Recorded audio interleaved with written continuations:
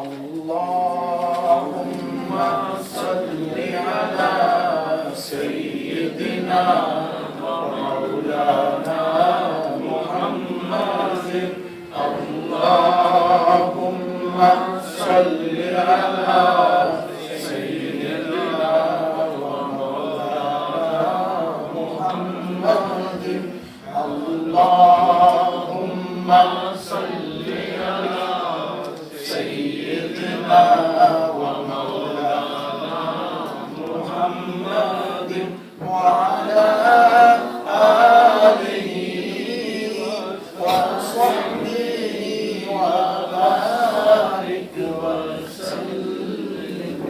بسم اللہ الرحمن الرحیم. اللہ تبارک و تعالیٰ کے فضل و کرم سے اور اس کی توفیق کاملہ سے اور آقا علیہ الصلوۃ والسلام کی نگاہ کرم سے آج ہم سب ایک مرتبہ پھر اس دینی ایمانی اور روحانی کلاس میں حاضری کی سعادت حاصل کر رہے ہیں. کلاس کے آغاز میں آپ سب کو اس بات کی مبارک دیتا ہوں کہ اللہ تعالیٰ کے فضل سے اور اس کی توفیق سے آپ سب نے آج شیطانی قوت کے ساتھ مقابلہ کرتے ہوئے آپ اس کلاس میں تشریف لے آئے ہیں. اس کی وجہ یہ ہے کہ نماز ایک ایسی چیز ہے جب یہ نازل ہوئی تو سب سے زیادہ جو تکلیف ہوئی وہ شیطان کو ہوئی. چیخ اٹھا پکار اٹھا یہ کیا ہو گیا کہ یہ ایسی عبادت نازل ہو گئی کہ اللہ تعالیٰ نے ساری کیفیات اس میں جمع فرمائی ہیں اور اس کے ذریعے بندہ جو ہے وہ رب کے قریب ہو جائے گا, اس کا فرما بردار بندہ بن گیا. اس سے برداشت نہیں ہوا, اس نے پھر اپنی فوج کو بلایا اور بلا کر جو ہے پروگرام بنایا کہ اب کیسے ان کو نماز سے روکا جائے. نماز تو ان کو مل گئی, تحفہ تھا یہ اللہ تعالیٰ کی طرف سے انہیں مل گیا, اب اس سے روکا جائے. دیکھا کہ جو صالحین ہیں جو اللہ کی عبادت اور بندگی کا ذوق اور شوق رکھتے ہیں انہیں روک نہیں سکتا, تو وہ تو پہنچ جاتی ہیں نماز کے لیے جب انہیں بلایا جاتا اللہ کی عبادت اور بندگی کے لیے. پھر اس نے سوچا کہ یہ نماز کے لیے رکتے بھی نہیں, اب کیا کیا جائے.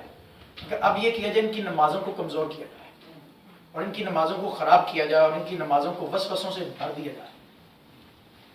یہ اب یہی ہوتا ہے کہ نماز ہم پڑھتے ہیں تو ہونا تو یہ چاہیے تھا کہ ہم رب کی بارگاہ میں حاضر ہو جائیں.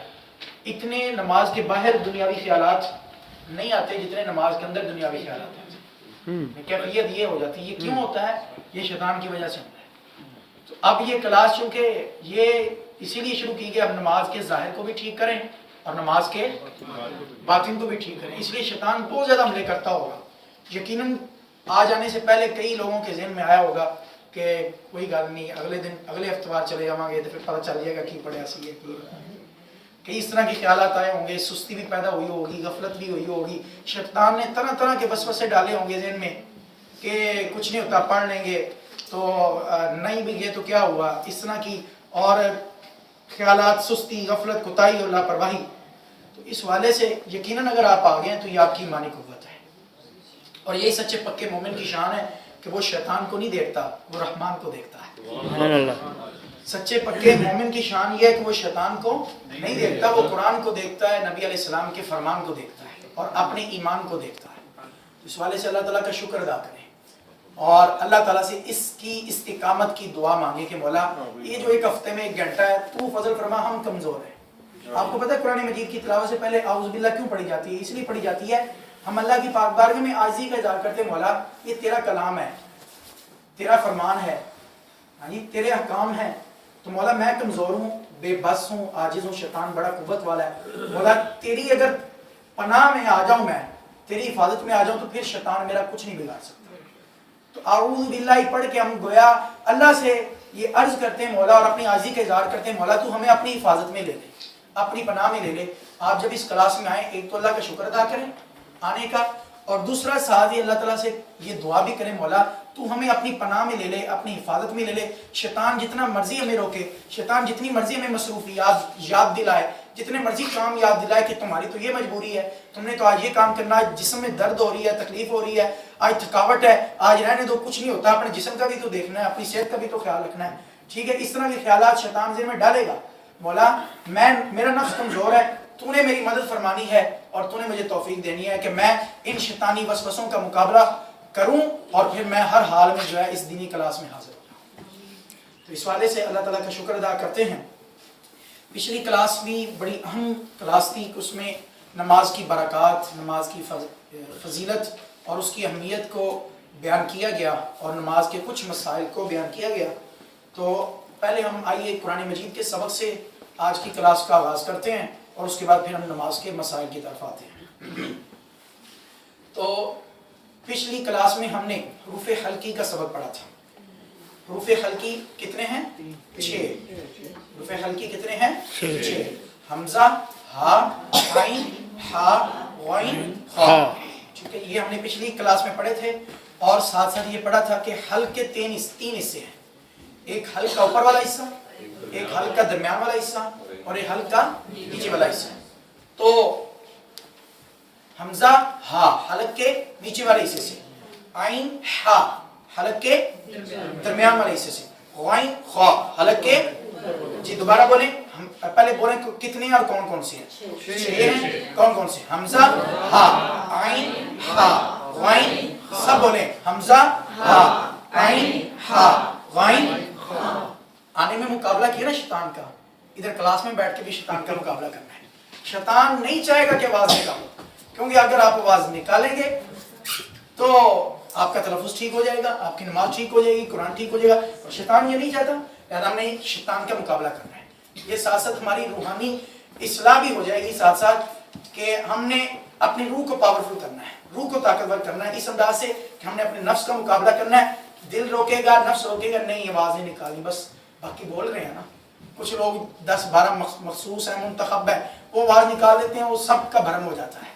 ایسا نہیں کرنا، سب نے بولنا ہے. جی حروف حلقی کتنے ہیں؟ سارے بولے، حمزہ ہا، عین ہا، غین خا. حمزہ ہا، عین ہا، غین خا. دوبارہ بولے، حمزہ ہا، عین ہا، غین خا.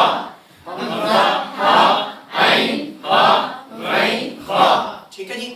ان کے بارے میں ہم پڑھ چکے ہیں. حمزہ ہا یہ حلق کے نیچے والے حصے سے، عین ہا حلق کے درمیان والے حصے سے اور غین خا حلق کے اوپر والے حصے سے.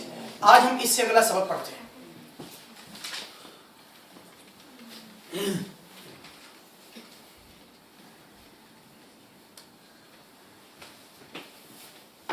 جی الف سے لے کر یا تک کل 29 حروف ہیں. 29. ان میں سے 7 حروف ایسے ہیں جو ہمیشہ ہر حال میں پر پڑھے جاتے ہیں. پر پڑھے جانے کا مطلب ہوتا ہے کہ انہیں موٹی آواز کے ساتھ پڑھتے ہیں. ٹھیک ہے، وہ 7 یہ ہیں. ان کو ہم نام دیتے ہیں حروف مستعلیہ.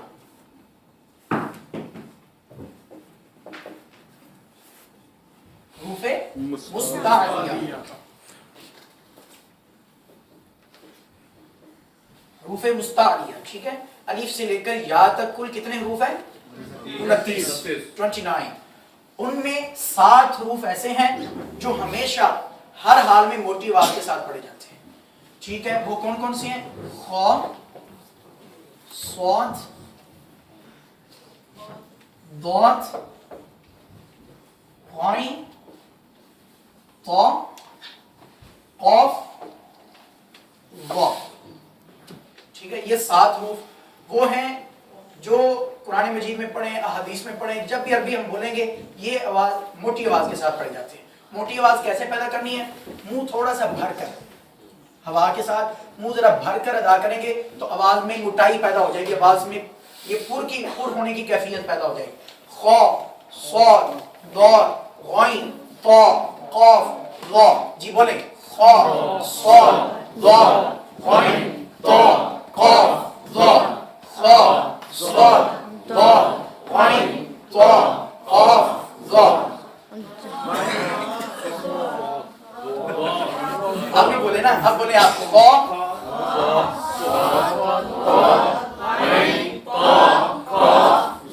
یہ غین ہے، عین کی بات آئی تھی مجھے. خا بولیں، خا،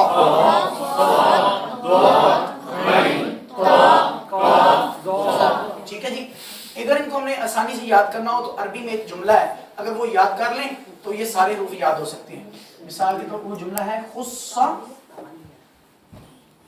ضغط قز.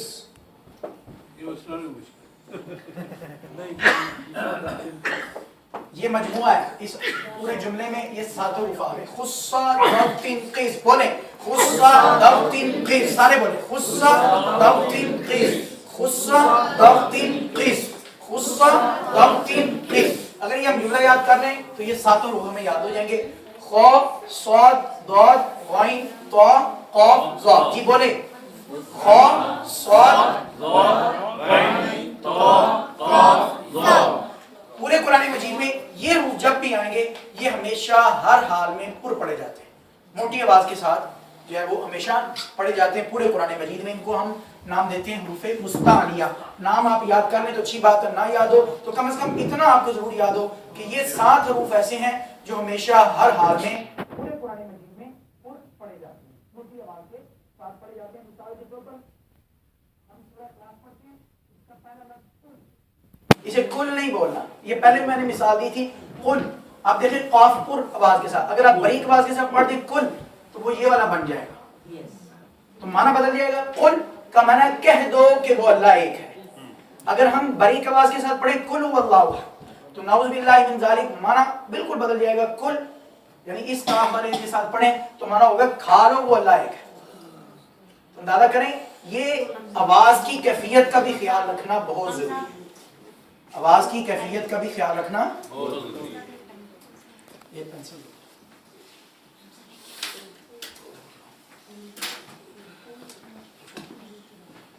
ٹھیک ہے جی. تو آواز کی کیفیت کا بھی خیال رکھنا بہت ضروری ہے. اب صاد اور سین کی آواز ملتی ہے، ٹھیک ہے جی. اب لفظ ہے قرآن پاک میں مثال کے طور پر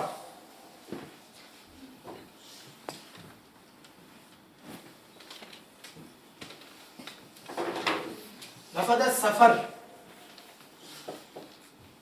ٹھیک ہے. اگر آپ اسے سفر بول دیں تو یہ بن جائے گا. تو لفظ دیکھیں مکمل چینج ہو گیا، لفظ ہی بدل گیا. اگر لفظ سفر ہے سواد کے ساتھ اسے آپ سفر بول دیں تو پھر بھی لفظ مکمل طور پر چینج ہو جاتا ہے اور معنی بھی مکمل طور پر بدل جاتا ہے. اسی طرح اور باقی مثالیں بھی ہیں. اسی طرح خا صاد ضاد غین طا. قرآن پاک کے بارے میں یاد رکھیں جہاں قرآن مجید کو صحیح پڑھنا ضروری ہے وہاں یہ بھی ہے کہ قرآن پاک کی ادائیگی میں حسن پیدا ہونا چاہیے، خوبصورتی پیدا ہونی چاہیے. تو اگر ہم ان حروف کو پر کر کے پڑھیں گے تو بعض اوقات معنی بدل جاتا ہے، بعض اوقات معنی تو نہیں بدلتا لیکن قرآن پاک کی تلاوت کی جو خوبصورتی ہے وہ ختم ہو جاتی ہے، اس کے لہجے میں فرق آ جاتا ہے اور اس کے حسن میں کمی آ جاتی ہے. اور حدیث پاک میں ہے، آج ہم نے وہی حدیث پاک یاد کرنی ہے، زینوا القرآن باصواتکم، کہ قرآن مجید کو خوبصورت آواز سے پڑھا کریں. تو یہ خوبصورت لہجہ اور خوبصورت آواز اپنانے کے لیے ضروری ہے کہ ہم ان کو ہمیشہ پر موٹی آواز کے ساتھ پڑھیں. دوبارہ ہم دوہرا لیتے ہیں جی. حروف مستعلیہ کتنے ہیں؟ 7. جی یہ ہمیشہ ہر حال میں بولیں، یہ ہمیشہ ہر حال میں پر پڑے جاتے ہیں. سارے بولیں یہ ہمیشہ ہر حال میں. جی ایک مرتبہ پھر بولیں یہ ہمیشہ ہر حال میں پر پڑے جاتے ہیں. یہ ہمیشہ ہر حال میں پر پڑے جاتے ہیں. یہ کون کون سے بولیں؟ خا صاد ضاد غین طا قاف ظا. آپ کی آواز نہیں آ رہی بیٹا، بولو شاباش. خا صاد ضاد غین طا قاف ظا. سارے بولیں خا صاد ضاد غین طا قاف ظا. یہ ہمیشہ ہر حال میں پر پڑے جاتے ہیں. 29 میں سے 7 نکال دیں، باقی کتنے بچتے ہیں؟ 22.